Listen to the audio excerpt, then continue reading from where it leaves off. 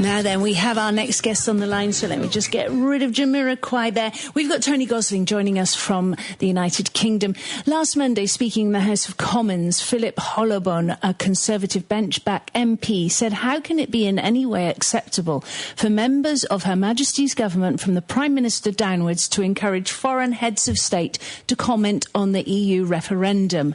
Is this not demonstrative of the fact that the international Bilderberg Group is ganging up against the British people? Moreover, of course, since then we've seen former CIA head David Petraeus deciding to make comment about the issue too. Tony, I welcome you to the programme this morning. Hi, Pippa. Now, first of all, let's explain to people who don't know, anybody who's listening who doesn't know, what the Bilderberg Group is. Well, first of all, I'd say a little to sort of separate from what Philip Hollobone said about internationalism from Bilderberg, because, well, I mean, I don't think it necessarily follows from what he's saying that Bilderberg's behind this, but he's certainly right in that actually what's betrayed is that the figures who have invited, that is here in the UK, people from abroad to comment, what they're doing is they're indicating that their loyalty is not to Britain, and that their interest is not necessarily in Britain, that they're internationalists. So what they're saying is, effectively, well, we believe that the future of Britain lies in kind of international organisations and an international order, rather than in sovereignty in Britain. I also comment that, you know, the whole business of what the Queen thinks about it, Brexit or not, is to me is just utterly hypocritical and hilarious, and betrays the idiocy and almost the propaganda-like nature of the whole debate, because obviously the whole thing is about sovereignty and about her, and the idea that she hasn't got a view on it and can't be included is just farcical. It shows how little real discussion and debate we're getting about Brexit and the benefits of it or otherwise. And go back to your original question, the Bilderbergers, well, they're part of a whole sort of pathway, really. It started, I think, I mean, from my research, in 1942 in Berlin, where the first discussions were had about something called the Europäische Wirtschaftsgemeinschaft, which was by the Germans, obviously, and it was a discussion which was initiated by the German cartels at the time, the main instigator of which is something called IG Farben, which was a massive industrial and chemical conglomerate in Germany, and they'd worked out really how to control the game. It's a private industry to control pretty much all public procurement and that sort of thing. And that's, for me, I mean, certainly looking at it, that's where it started, 1942. Then you get the first Bilderberg conference taking place after the war in 1954, and you go from there. But the basic thing with the EU, whole EU debate to me is, I mean, I was born in the early 60s, and we entered the EU in 1973, even though we had the EEC, well, it was the EEC at the time, referendum 2 years afterwards. So how did that happen? I mean, this is the basic logic in it all, is that we actually joined the European Economic Community 2 years before we had a vote on it. So the vote was, I suppose, to say, well, we've had enough of this, we're going to leave, but it was only 2 years in. So there's all sorts of hypocrisy involved in the whole business. And also, I think, putting the roots firmly in the middle of Berlin, in the middle of the Third Reich, is, you know, something which you're not really hearing much about in all the debates that are being had about it all.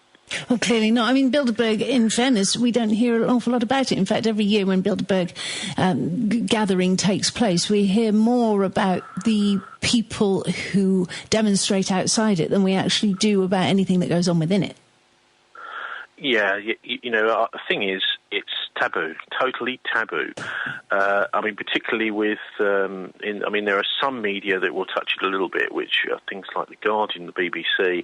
But for example, with The Times, I mean, I get a call quite regularly before the Bilderberg conference from The Times, a sort of sarcastic phone call, where they say, oh, we're doing a little teaser for Bilderberg, what do you think is going to happen? And of course, nothing ever appears in the newspaper. And even if I tell them what I think is going to happen, all they're using it for is their own kind of intelligence service as to what critics might be about to say about it. So, you know, it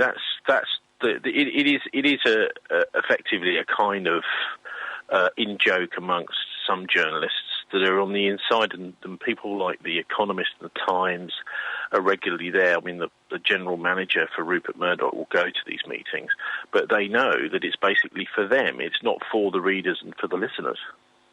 Let's look at the bigger picture here. Now, this, of course, Brexit, 23rd of June, we've got a referendum in the UK about whether or not England should stay within Europe. And that is an issue for British people to decide, and many Europeans will have an interest in it. However, we're seeing a huge amount of interference, if you like, from our friends on the other side of the pond. It was a couple of weeks ago, I think, that Barack Obama made his statement about it, and now we've seen David Petraeus, of all people, suggesting that Brexit would make the world a less safe place. Okay, let's go back to the 1980s. For those of your listeners that remember the 1980s, there was a terrific book out, which you can still get online, called The Unsinkable Aircraft Carrier. It was written by Duncan Campbell, who's one of my heroes, really. He was an investigative journalist in the 80s who had military sources who leaked a lot of information, for example, about things like what would happen in a state of emergency in Britain. Basically, you get a kind of US chain of command instituted where British military was subordinate to American military. And another book he did, which was terrific, was called War Plan UK, along similar lines. And this really showed those of us in the 1980s just how influential the US was behind the scenes in Britain. I mean, the unsinkable aircraft carrier. It's the way that a lot of Europe also views Britain. A lot of Europeans also view Britain as just as simply a cat's paw for the United States, which was something, I suppose, which was instituted by the dependency on Britain during and at the end of the Second World War, and the Marshall Plan, this kind of thing, the idea of Britain saying, well, thanks very much, help us, we need some help to reconstitute ourselves and rebuild Britain after the war, and it's been the case ever since. We also see, you look around the country, you can see that Britain is almost remodelling itself on the disastrous model of the US. I mean, I say disastrous because of that you just generally look at things like the incarceration rates in America, and it's almost massive inequalities between rich and poor. That's what it seems is happening in Britain. We've got their mayors being instituted all over Britain, all the major cities now being strong-armed into having mayors. Police commissioners, exactly like in the US.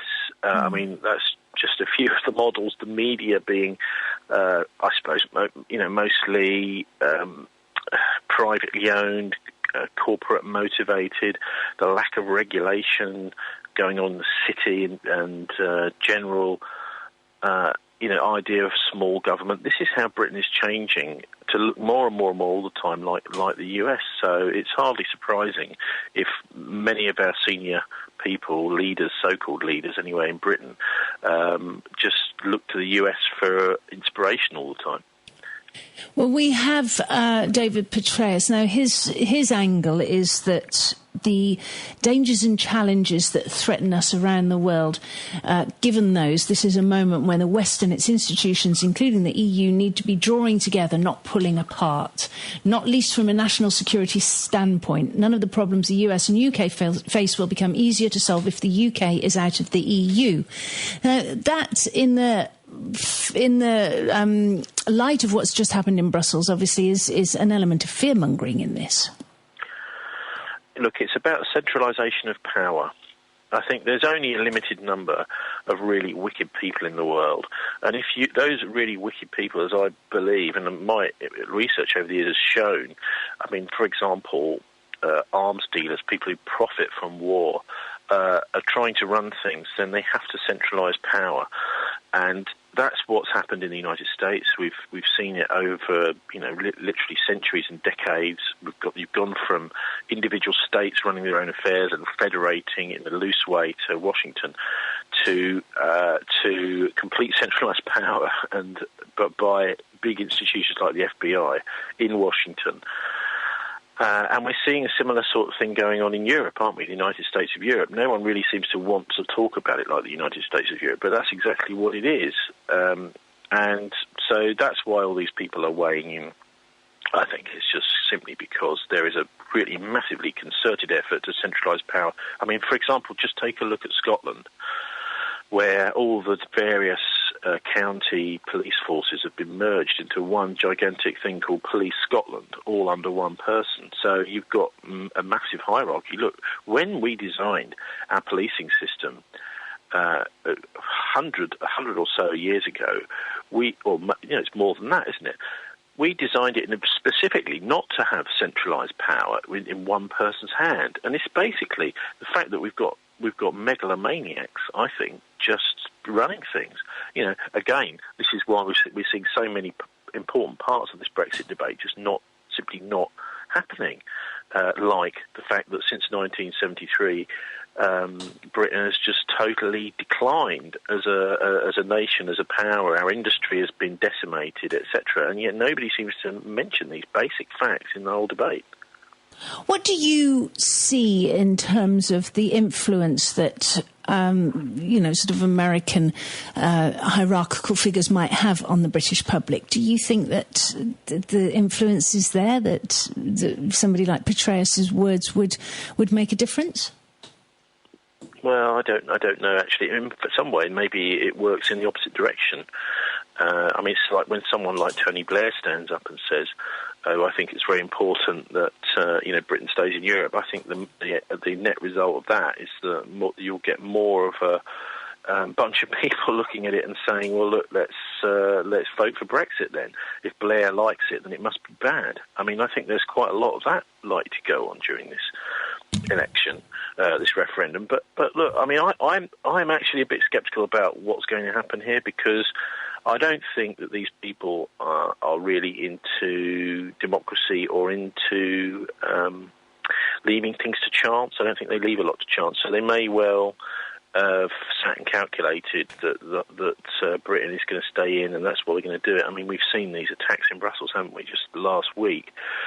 Now, I mean, looking at that, the effect of that is probably going to be more sympathy towards the EU and, whatever it is, 35 people dead, I think, and saying, well, actually, look, we're all in this together, and maybe it's best if we stay as a club and fight this terrorism together rather than, go off into separate countries and try and fight it alone. I mean, the immediate call was for, giving up their intelligence sovereignty and their military sovereignty and getting together in one kind of giant intelligence military unit, which is, again, more and more centralisation of power. And that centralisation of power, certainly looking at what's been going on in Europe over the last week, particularly this Brussels attack, and there's also, of course, this attack in Ankara in Turkey, which is part of NATO.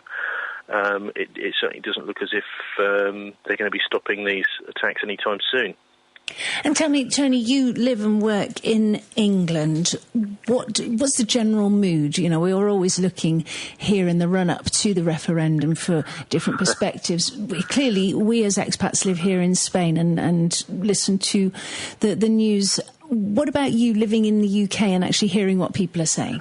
Well, look, the general mood music, which is kind of set by the media, that is to say people who just follow what they think everyone else is thinking, which they've got through the press rather than face-to-face asking people, is definitely let's stay in. But having said that, I mean, I've got a lot of my friends don't really think like that. People like my own acquaintances are more, should we say, independent-minded, and those are the opposite. So I think it's going to be a pretty close call. I don't think it's going to be a big swing one way or the other. That's my own feeling, and I think it's things like this Brussels event which I think are going to be influencing people And, I mean, we've had an incredible week, Pippa, haven't we? We had, I think it was Ankara on Saturday, 28 people died in Turkey, then 35 in Brussels on Tuesday. In Baghdad, a bomb at the football stadium on Good Friday, 41 people dead. And then yesterday in Lahore, 65. I mean, it's almost as if these things are happening so fast that there is never enough time in the newsrooms of the mainstream media to really analyse any single one of them, because as soon as you're starting to look at one, the next one's happened, and that really bothers me. I mean, there's another thing, of course, and that is that what we've got going on in Yemen. I mean, there was an attack which didn't even make the news, where 80 people in a marketplace were killed by Saudi bombs. And, and yet that's not referred to as terrorism. That's apparently a war. That was 2 weeks ago, and within about a week of that, the Saudis said that they were going to be pulling back operations in Yemen, which I interviewed a political analyst in Yemen, in Sana'a, the day after that, and Saudi jets were circling overhead as he spoke to me, and nothing of the sort happened. Well, there may be a ceasefire, it looks like, about, I think it's 17th of April there. But, it's just the picture. There was a huge protest there, demonstration. That's right. Yeah. Anti-Saudi demonstration. And it's been very interesting to watch that on social media, the photographs of thousands of people gathered. A very touching picture of a gentleman carrying his elderly father on his shoulders to bring him to the demonstration, anti-Saudi demonstration. And those pictures have been shown to have been used actually by the Saudis, claiming that those were pro-Saudi demonstrations when it's clear to see that they actually weren't. Well, they're attempting to use the mainstream media. I think it's fair to say all over the world is now, it's going into sort of full-on propaganda mode, where they think the people that like to manage our lives, the military and the governments, etc., are using the media simply to bamboozle people, and there's very little, commentary on many of the major issues. You're getting just one side of the story being put by, for example, BBC presenters. I remember seeing a hard talk the other day about Turkey with a woman who was running a newspaper, English language version of the Today's Zaman newspaper, and all she was getting was hostile, tough questions. Well, her newspaper's just been shut down, and so you're only getting one side, it seems, from a lot of the mainstream media, and which side that is depends on which satellite you're getting your press from a lot of the time. So, I mean, I would suggest we're living in a kind of propagandized world now, which is almost, like in the run-up to World War II style propaganda, particularly this total failure to analyse the things like the Brussels attack, because other ones are happening again and again. This is a very dangerous kind of world, and this is why I've tried to do exactly that. Pretty much, we didn't have a show this week, so Good Friday. I had the day off, but I thought I'll sit down and actually pull together some of the analysis of the Brussels attacks, because nobody actually, I couldn't see anyone anywhere in the world who was really referring to some of the basic stuff to do with Brussels, like the last attacks in Brussels, terror attacks, were in the 1980s. In supermarkets, these guys turned up with carnival masks on and guns and started shooting people in supermarkets in Brussels and Brabant, which is a town nearby. And it was at the time when there was a lot of pressure on the Belgian government from the US to introduce the cruise missiles into, that is, these kind of things that tool around.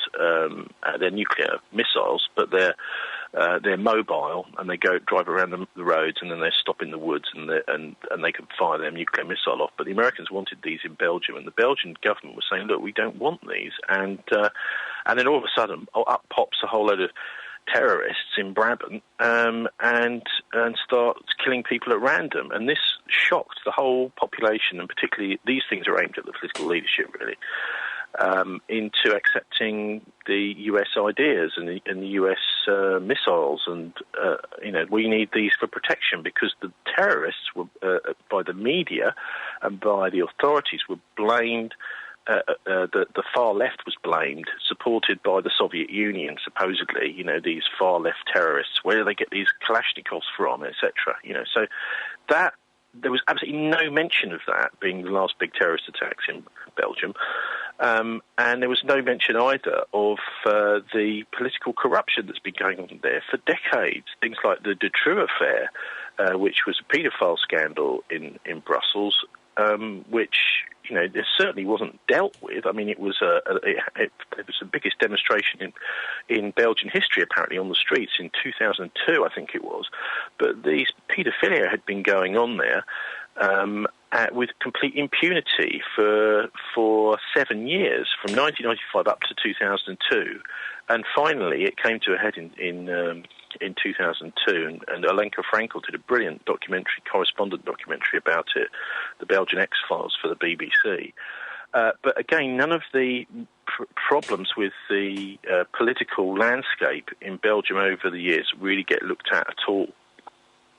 It's just as if it's just one incident and we're going to explain it as that. I would just say one thing about this big demonstration yesterday. Yeah, just touch on that quickly before we have to leave you. Okay, because we had a load of neo-Nazis, didn't we? Yeah, we did indeed. Slamming into the peace vigil. First of all, the public were told, don't come to the peace vigil. Yeah, right. Correct. What on earth is all that about? And they said, don't have a march. We don't possibly have the police resources to protect you. We had several hundred neo-Nazis turning up. Now, the police infiltrate these neo-Nazi gangs. They know exactly what the neo-Nazis are up to.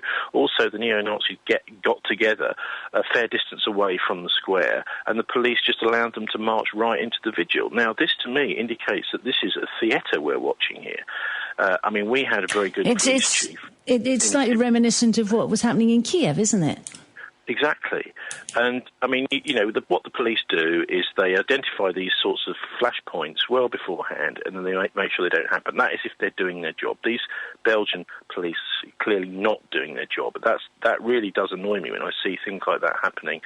That's what they're being paid for, to keep people like that apart.